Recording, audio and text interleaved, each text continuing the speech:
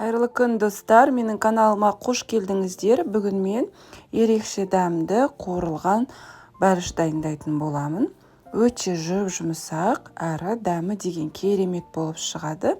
Жасалу жолы өте қарапайым. Ал кеттік. Ондай болса, ең алдымен жылы сүтімізбен жылы суымызды құйып аламыз. Үстіне қантымызды, бір қасық ұнымызды және ашытқымызды қосып, жақсылап араластырамыз. Сосын бетін жауып, 20 минутқа жылы жерге қойып қоямыз. 20 минут өткесін біздің ашытқымыз көтеріліп тұрады. Үстіне тұзымызды, 2 қасық сұйық майымызды қосамыз. Сосын жақсылап араластырып аламыз және үстіне ұнымызды електен өткізе отырып қосып, араластырып, өте жұмсақ қамыр жинайтын боламыз. Қамырымызды осылай басып қоямыз да, жан жағына сұйық май құйып шығамыз. Сонда көтерілгенде нандарыңыз жабыспайды. Бетін жабамыз да, көтерілгенше жылы жерге қойып қоясыздар.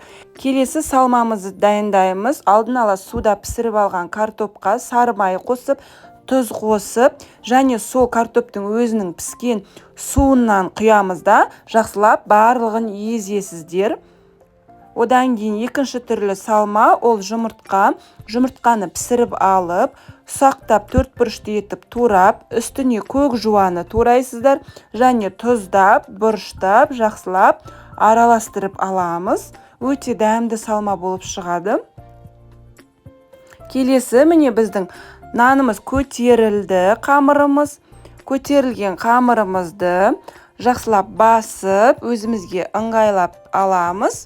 Міне ыңғайлап екіге бөліп алам да, мен біреуіне жаңағы картоп салмасын, біреуіне жаңағы жұмыртқа мен көк жуа қосылған салманы салып, қазір дайындайтын боламыз. Кішкентай бөліктерге дәл видеодағындай етіп бөліп аласыздар. Содан кейін кішкене ұн сеуіп жіберіп, ешқандай да оқтаудың көмегі керек жоқ. Осылай қолдарыңызбен жазып шығасыздар. Дәл видеодағындай етіп, қолдың көмегімен өте оңай осылай жайылады. Арасына міне салмамызды салып, дәл видеодағындай етіп жақсылап бекітесіздер де, төмен қаратып қойып қоясыздар бекіткен жақтарыңызды.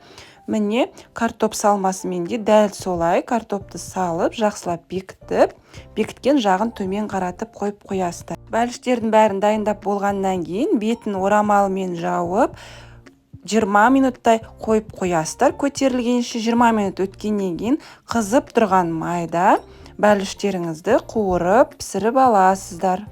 Екі жағында бірдей етіп, міне біздің қуырылған бәліштеріміз дайын болды. Дәмі деген өте керемет болып шығады, әрі өздері жұмсақ болады. Сіз де дәл осы менің рецептім бойынша жасап көріңіз. Ыстық бәлішпен отбасыңызды қуантыңыз.